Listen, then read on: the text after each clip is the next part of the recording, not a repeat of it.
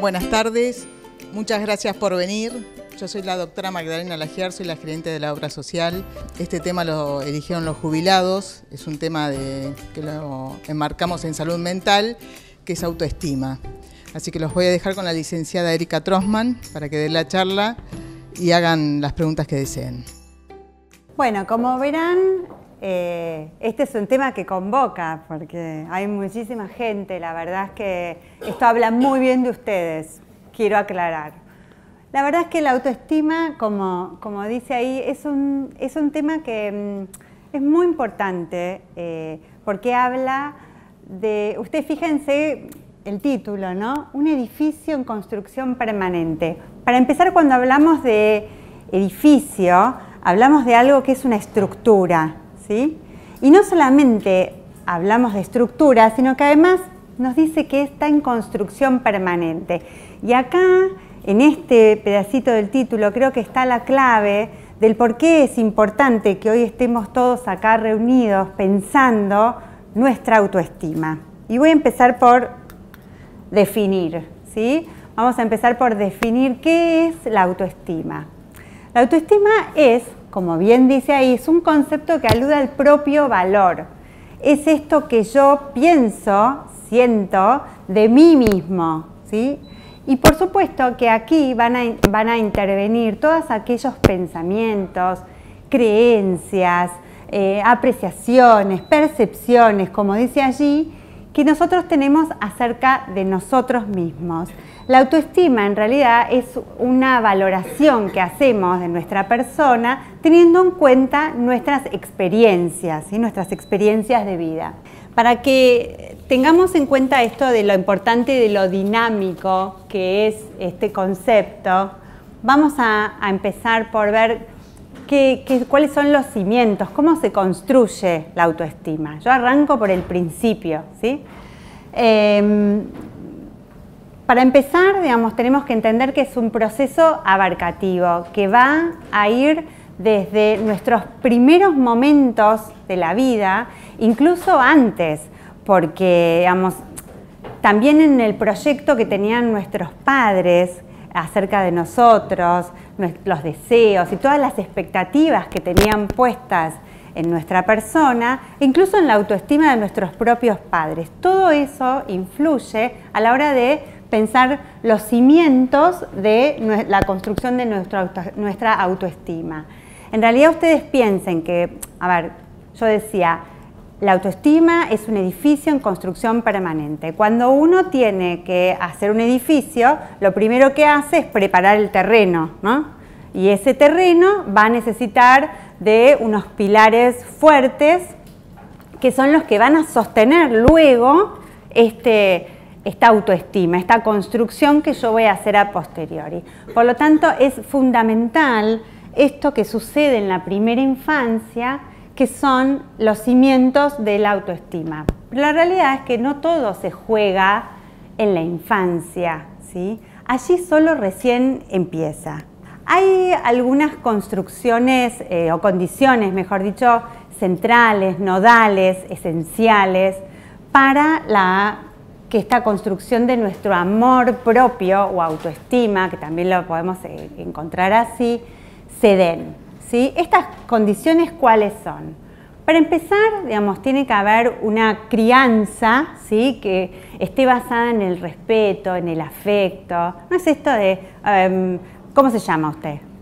Liliana. Liliana. Es que venga la mamá de Liliana y le diga, ¡ah, Lilianita, cuando era chiquitita, ¿no? Qué linda que sos, esa gracia que haces, ¿no? O en todo eso, o qué inteligente, mirá lo que pudiste hacer, diste el primer pasito, bueno, todas esas cosas, ¿sí? Son las que nos van haciendo de estos cimientos fundamentales para después construir la autoestima. No solamente esto de la crianza con afecto y con respeto, sino que además, a la hora de poner límites y establecer reglas, estas reglas tienen que ser coherentes, tienen que ser con amor, como dice ahí, razonables, que si yo hago una corrección a este niño, no sea humillándolo o maltratándolo, sino que sea con amor, con una explicación, con una contención, ¿sí? Y lo mismo, poder establecer una confianza básica, darle una confianza básica a este niño de que, bueno, de que aunque se mande una macana, vamos a seguir queriéndolo y que de hecho lo vamos a comprender y lo vamos a sostener para que no la vuelva a hacer o lo vamos a cuidar, ¿sí? Pero un poco todas estas, esto es central a la hora de pensar las condiciones nodales para estos cimientos, estos primeros cimientos que yo les comentaba de la construcción de la autoestima.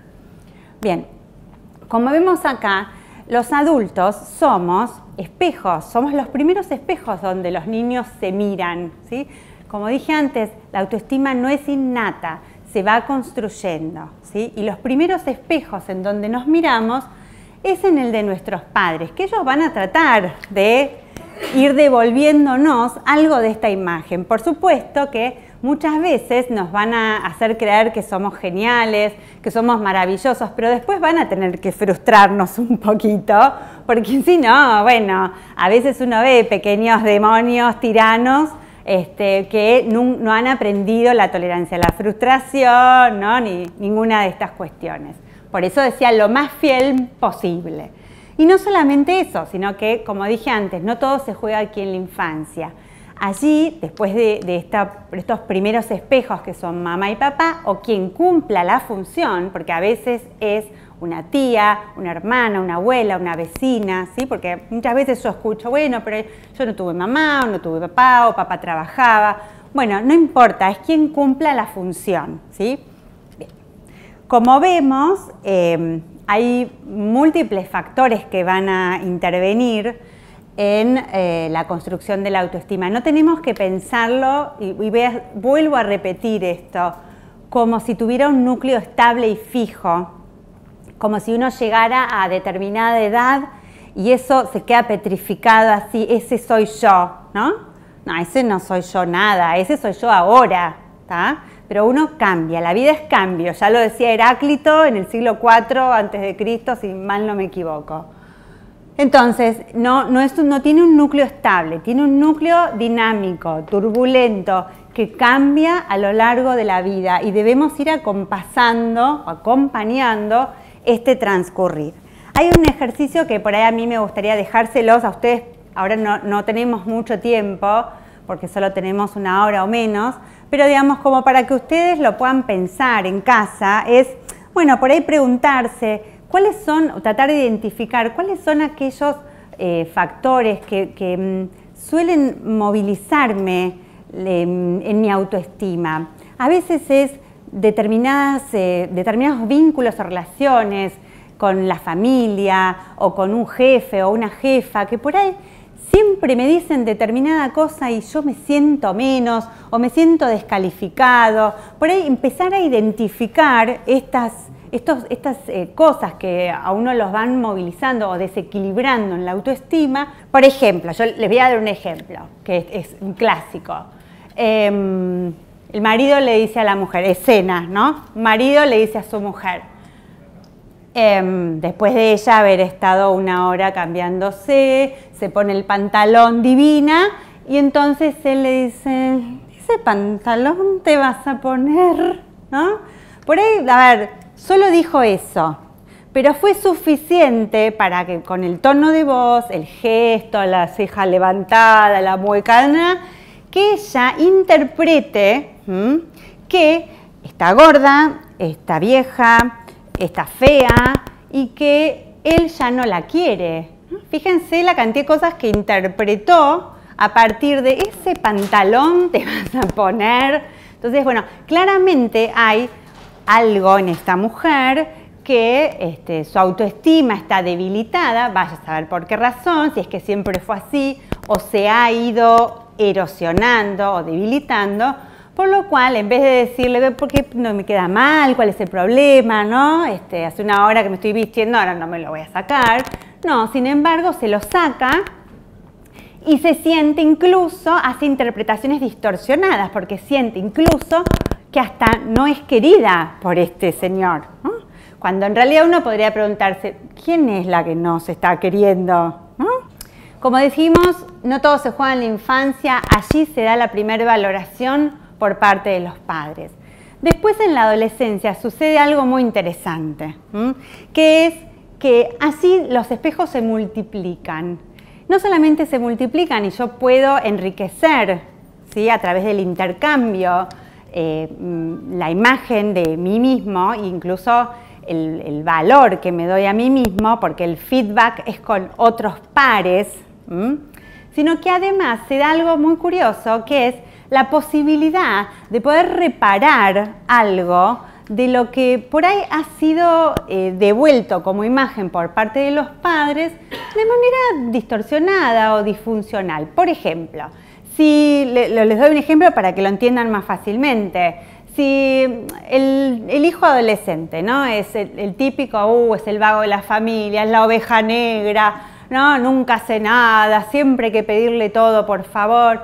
Resulta que este es el rol, ¿no?, de lo que le devuelve su familia, pero resulta que este chico con su grupo de pares es el transgresor, es el corajudo, es el que se anima a romper los límites, pero el que consigue cosas para el grupo. Entonces, la mirada que le devuelven sus pares es positiva, no es la oveja negra de la familia, el vago, sino que es un tipo que puede, ¿no?, puede algunas cosas. Y este feedback positivo tiene un impacto muy importante en la autoestima de este chico, ¿sí? Tenemos que pensar la autoestima, como dice ahí, desde el modelo o el paradigma de la complejidad. No podemos entender a la autoestima como algo solo, aislado. Intervienen múltiples factores a la hora de la consolidación o la creación de la autoestima. La herencia, la situación personal, incluso ahí dice, ¿no?, los conflictos neuróticos, que son los conflictos neuróticos, son los conflictos aquellos con los que nos enrollamos y cada uno sabe cuáles son, ¿no?, que son en cada uno son diferentes, aquellas cosas que uno queda ahí como otra vez, la misma piedra, caigo una y otra vez. Y no solamente eso, sino que para mí es muy importante las condiciones sociohistóricas. ¿Por qué? Porque un adulto mayor, en Japón, por ejemplo, ¿sí?, digamos, tomando el ejemplo de los adultos mayores, porque es muy importante, tiene una aceptación y un lugar de mucho privilegio en la cultura japonesa. ¿Por qué? Porque entienden que el adulto mayor es una persona sabia, que tiene muchos valores y conocimientos para dar, difícilmente va a poder reconocerse como viejo, se va a sentir excluido, criticado. Entonces, bueno, acá está en nosotros también empezar a gestar este cambio. Y otra cosa más que también quería decir en relación también a lo biológico, que muchas veces nuestra autoestima, vuelvo un segundo para atrás, que muchas veces nuestra autoestima se ve erosionada o devaluada por ahí si uno tiene, no sé, una enfermedad o incluso una depresión, una enfermedad mental, una depresión mayor, endógena, que necesita de una medicación y que uno realmente se siente pésimo, se siente mal. Entonces, bueno, toda esta carga negativa que uno tiene va a tener un impacto en nuestra autoestima. Lo esperable es que una vez que remita esa enfermedad, vuelva a componerme en mi autoestima, ¿sí? La autoestima es un concepto que digamos, debemos una y otra vez volver a reformularlo en cada una de nuestras etapas de la vida, ¿sí? Bueno, esto es lo que les dije antes del ejercicio, de poder identificar los factores que ya lo vimos antes.